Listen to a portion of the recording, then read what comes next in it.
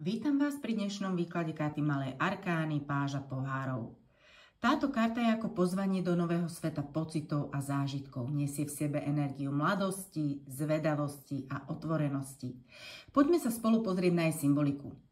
Najskôr si všimnime samotný pohár. Ten nie je len obyčajným kalichom, pretože predstavuje naše city, túžby a schopnosť prijímať aj dávať lásku pripomína, že môžeme získať presne to, po čom naše srdce túži, ak si dovolíme zostať otvorení. Páža v tarote vždy symbolizuje poslá nových začiatkov a v spojení s pohármi prináša čerstvú energiu do nášho citového a vnútorného sveta. Hovorí o prvých krokoch, iskrách, ktoré sa môžu rozhorieť do niečoho veľkého. Na karte si môžeme všimnúť aj rybu v pohári. To je veľmi zaujímavý detail, pretože symbolizuje intuíciu, súcit a pripomína, že emócie nie sú len doplnkom, ale sú plnohodnotnou výživou pre našu dušu. Páža pohárov nás tak vyzýva, aby sme nepočúvali len rozum, ale aj hlas srdca.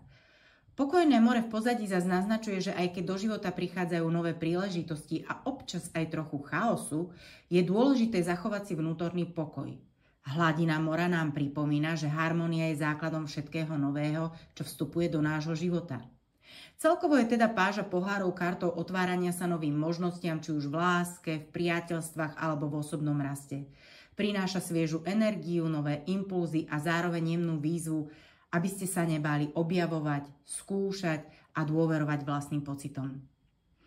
Ak vás tento výklad zaujal a chceli by ste sa dozvedieť viac o symbolike tarotu, celý rozšírený výklad nájdete na mojej webovej stránke, odkaz je dolu v popise pod videom.